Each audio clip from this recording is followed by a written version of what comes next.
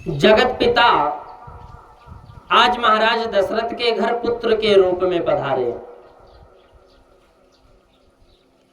परमात्मा को कौशल्या जी गोद में खिलाती हैं। कैकेयी के यहाँ 2 बालकों का जन्म हुआ, सुमित्रा जी के यहाँ 1 बालक का जन्म हुआ। इस प्रकार महाराज दशरथ के यहाँ 4 पुत्र जन्मे। वशिष्ठ आदि जो ऋषि वहां आए और बालक का नामकरण किया। वशिष्ठ जी ने कहा कि कौशल्या का पुत्र सबको आनंद देने वाला है, सबको जो आनंद देता है, सबको जो रमण कराता है, उसका नाम राम है। रमन्ते योगिनो यस्मिन, जो योगियों में रमता है, जिसके कारण योगी एकांत में जाकर के जिसके श्री चरणारविंद का ध्यान करते हैं, ध्यान लगाते हैं और फिर आनंद प्राप्त होता है उनको। इसलिए उनका नाम राम है, सबको आनंद देने वाले राम है। रमन्ते योगिनो यस्मिन इति रामः रमणाद्राम इत्यपि। लक्ष्मण जी में बहुत ही दिव्य लक्षण भरे हुए हैं। लक्ष्मण जी सर्व लक्षण संपन्न है। ये आचार्यों के भी आचार्य हैं, इससे उनका नाम है लक्ष्मण। भरणाद भरतो रामम नाम, भरणाद भरतो नाम लक्ष्मणम लक्षणान्वितम शत्रुघ्नं शत्रुहंतार एवं गुरुर्भाषतम। गुरु जी ने कहा कि राम जी प्रेम से जो जगत को भर देता है उसका नाम है भरत।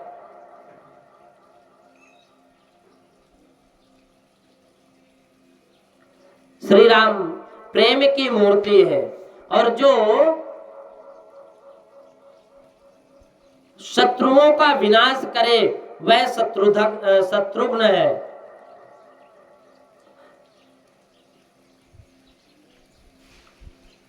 चारों बालकों का नामकरण हुआ, राम, लक्ष्मण, भरत और शत्रुघ्न।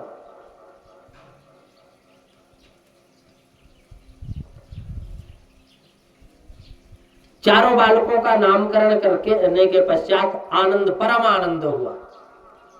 श्री राम जी का नाम है सुंदर।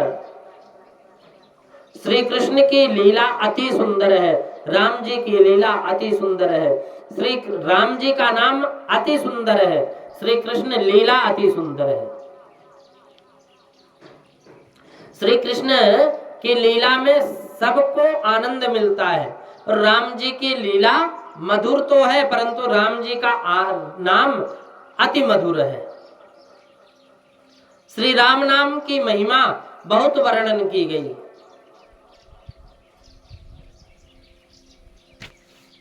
परब्रह्म ज्योतिर्मयम नाम उपास्यम मुमुक्षुभिः राम नाम जपे नैव देवता दर्शनम करोति। राम नाम जपादेव मुक्तिर्भवति। जो राम का नाम सदा जाप करता है ना उसको मुक्ति मिलती है। इसलिए कहते हैं कि राम रामेति रामेति रमे रामे मनोरमे सहस्त्र नाम तत्तुल्यम श्री राम नाम वरानने।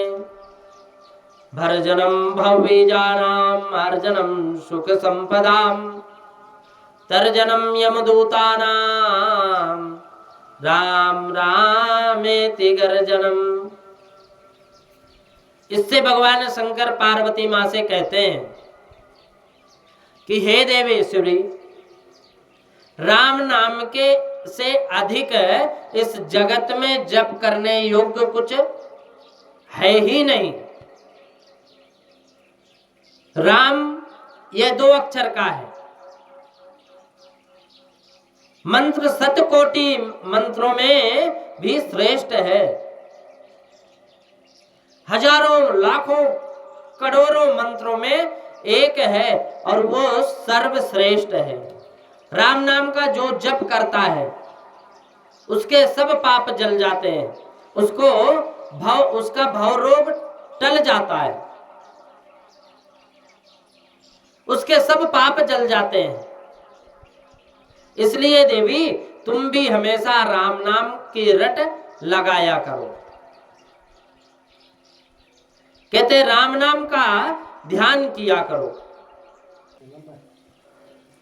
न रामादधिकं किंचित पठनम जगति तले, रामेतिम क्षरो मंत्रो जन्म कोटि शताधिकः,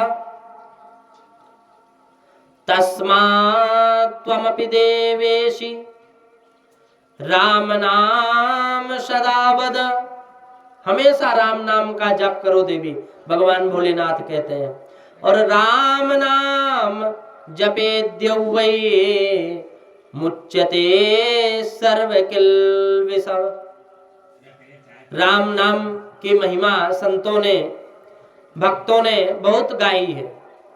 मीराबाई ने अनेक प्रकार सुंदर पद रचे। तुलसीदास जी महाराज ने भी राम नाम की महिमा बहुत वर्णन की है।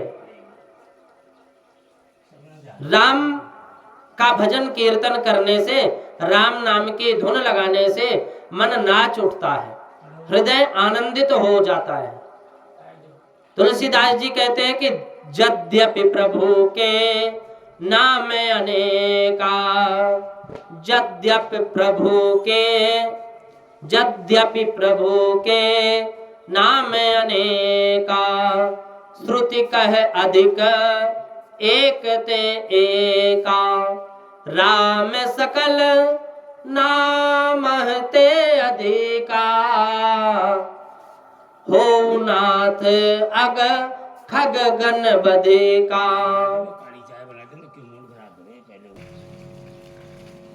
श्री राम नाम अति दिव्य है। श्री राम नाम में एक भी युग्माक्षर नहीं है। वहां श्री कृष्ण नाम में एक भी सरल अक्षर नहीं है, दोनों युग्माक्षर है। कृष्ण और कृ और श्ण दोनों युग्माक्षर हैं।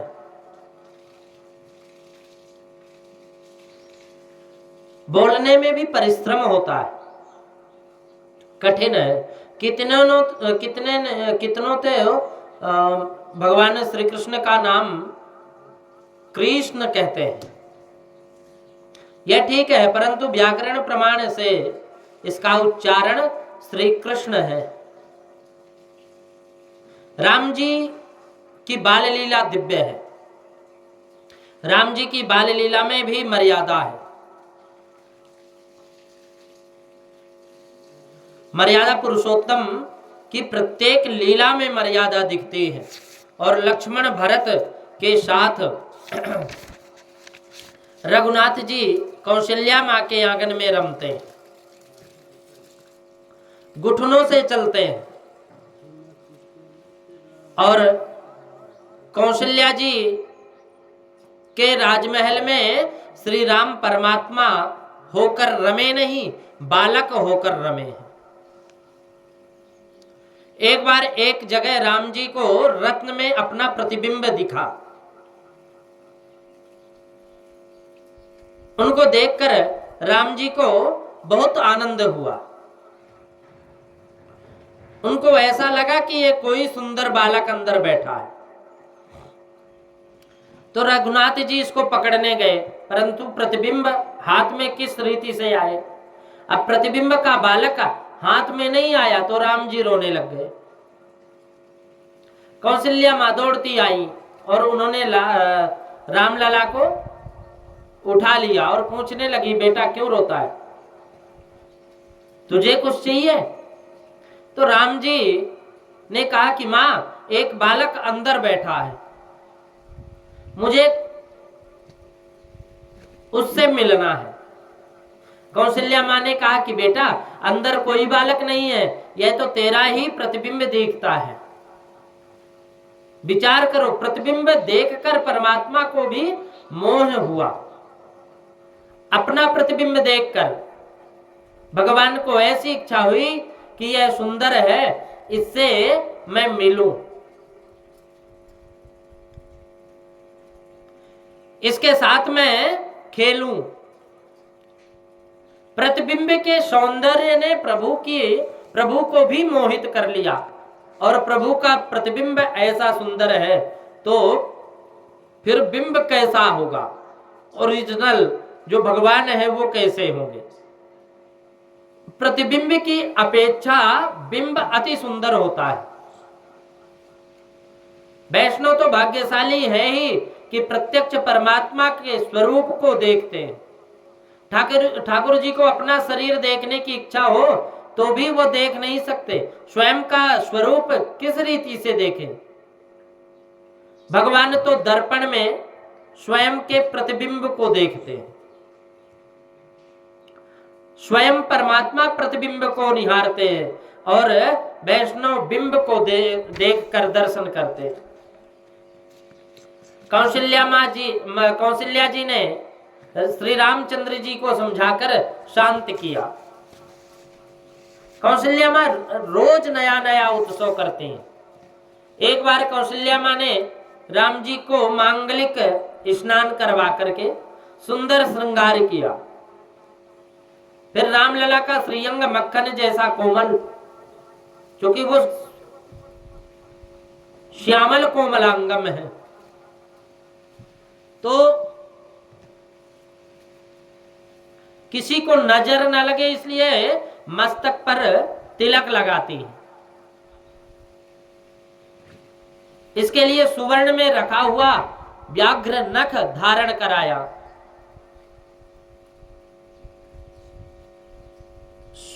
सोने से मढ़ा हुआ बाघ का, शेर का नाखून पहनाने से नजर नहीं लगती। तो ये कौशल्या माँ ने भगवान को पहनाते हैं। फिर पीछे कौशल्या माँ रामचंद्र जी को हृदय का प्रेम रस अर्पण करने लगी। स्तनपान करके उन्होंने राम जी को पालना में शयन कराया। राम जी शयन कर रहे हैं,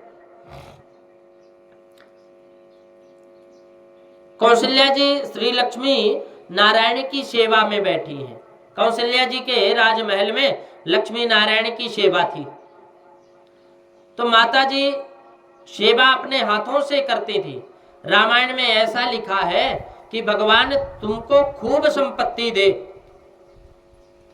भगवान तुमको खूब संपत्ति दे, तो भी तुम दूसरा काम करने के लिए भले नौकर रख लेना, परंतु ठाकुर जी की सेवा के लिए कोई नौकर मत रखना। हमेशा ऐसा अनुसंधान रखो कि मैं अपने भगवान का नौकर हूं। तुम्हारे ठाकुर जी की सेवा दूसरा और कोई करे, तुमको यह अच्छा नहीं लगेगा। या कई लोग ऐसे हैं जो ठाकुर सेवा दूसरों से कराते हैं, उनको अच्छा भी लगता हो, लेकिन ये सही नहीं है। तुम्हारे ठाकुर जी की सेवा दूसरा कोई करे, तुमको यह सुहाए, तो यह समझ लेना, अच्छा अगर लग रहा है ना तो समझ लेना कि तुम वैष्णव नहीं हो। तुम लोग पैसे के लिए परिश्रम करते हो, परंतु ठाकुर जी की सेवा, ठाकुर जी की परिश्रम करने को तैयार नहीं। लोग पैसे के लिए शरीर घिसते हैं, परंतु ठाकुर जी की सेवा के लिए, ठाकुर जी के चंदन के लिए चंदन घिसने में उनको परिश्रम होता है। वे चंदन घिसने की सेवा दूसरे को सौंपते हैं। ठाकुर जी के लिए शरीर घिसाओ, भगवान की सेवा में परिश्रम करो, ठाकुर जी की सेवा स्वयं करो। कितने ही विद्वान होते हैं, वे कहते हैं मेरे घर से हैं, वह सेवा करती हैं। अरे वह सेवा को फल घर वाली को ही मिलेगा, उससे तुम्हें क्या फायदा, क्या लाभ है? जो सेवा करता है उसको सेवा का फल मिलता है। पत्नी सेवा करे उसका फल पति को मिलता नहीं कभी भी। इसलिए रामायण में तो लिखा है कि कौशल्या माँ परमात्मा के लिए रसोई स्वयं करती हैं, बनाती हैं। कौशल्या माँ महारानी, घर में अनेक दासी दासियां हैं, परंतु किसी नौकर की बनाई सामग्री से वे भगवान को अर्पण नहीं करते। कोई भी व्यंजन स्वयं बनाती हैं प्रसाद। कौशल्या माँ की ऐसी निष्ठा है कि मेरे भगवान आरोगने वाले हैं, अपने भगवान के लिए मैं सामग्री बनाऊंगी, वे स्वयं सामग्री बनाती हैं। परमात्मा के लिए रसोई करना भक्ति है। घर में लोगों के लिए रसोई करे यह व्यवहार है, और अपने लिए रंधन भोजन बनाए यह पाप है। ऐसा शास्त्र में लिखा है, कोई रसोई करते समय मन में परमात्मा का स्मरण करो। अपने ठाकुर जी के लिए रसोई बनाता हूं, ऐसा मन में चिंतन करो, ऐसा भाव रखो। तुम रसोई बनाओ तब तुम्हारे मन में कैसा भाव होता है? विचार करना। रसोई करने वाले के विचार सूक्ष्म से अन्न में आते हैं, सूक्ष्म रूप से अन्न में आते। जैसा आपका बनाते समय जैसा विचार होगा ना, वैसा ही भोजन करने वाले का भी विचार हो जाता है। इसलिए कभी मलिनता पूर्वक भोजन नहीं बनाना चाहिए, क्रोध से भोजन नहीं बनाना चाहिए। कभी क्रोध में आकर के भोजन बनाना प्रारंभ कर दिया, और वो जो भोजन पाएगा स्वाभाविक है वो क्रोधी होगा। इसलिए कभी भी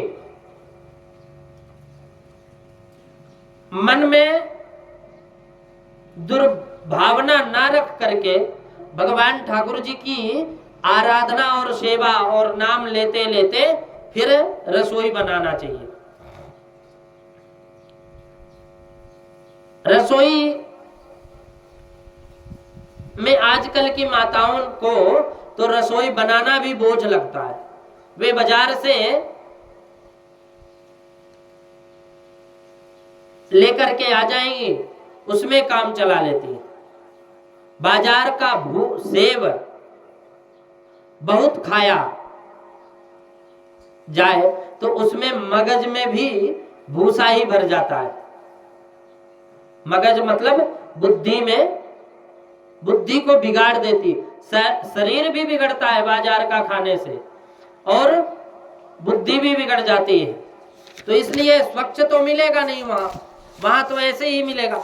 इसलिए भगवान का भजन करके, भगवान का भजन स्मरण करते हुए फिर प्रसाद बनाओ, रसोई बनाओ और फिर पाओ। आजकल के लोग रूप ना बिगड़े इसकी सुरक्षा करते हैं, कपड़ा ना बिगड़े इसका ध्यान देते हैं, परंतु मन बुद्धि बिगड़े उसके लिए कोई सावधानी नहीं रखते। शास्त्र में ऐसा लिखा है कि पति की बुद्धि सुधारना पत्नी के हाथ की बात है। पत्नी अतिशय पवित्रता से परमात्मा के लिए सामग्री बनाए, प्रभु को भोग रखे और फिर प्रसादी अन्न पति देव को खिलाए, तो 6 महीने यदि इसके पीछे 6 महीने तक ये कार्य कर दिए, रखे हुए भोग भगवान के प्रसादी अन्न अपने पति देव को खिलाए, तो 6 महीने इसकी बुद्धि धीरे धीरे 6 महीने में सुधर जाएगी। अन्न पति देव को खिलाए तो पवित्रता से, पवित्र अन्न पेट में जाएगा तो बुद्धि सुधरती ही है। अन्न मन को सुधारता है या बिगाड़ता है, अन्न से ही मन बनता है।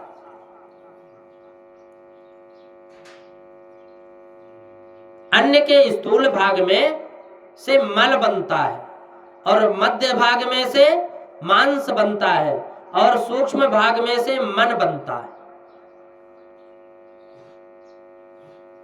तस्मात् अन्नमयम मनः, मन अन्न से बनता है। इसलिए जहां रसोई हो करो वहां खूब पवित्रता से, वहां पवित्रता भी रखनी चाहिए, तो जीवने वाले का, भोजन करने वाले का कल्याण होता है, बुद्धि सुधरती है। भोजन हम करते हैं ना, तो उससे क्या कैसे बनता है? अन्न के स्थूल भाग से मल बनता है। कहते हैं कि मलः इष्टविष्टो भागः श्यान मध्यमो मांसतां व्रजेत। मलः इष्टविष्टो भागः श्यान मध्यमो मांसतां व्रजेत। मनः कनिष्ठतो भागः, मनः कनिष्ठतो भागः स्यात् तस्मादन्मयं मनः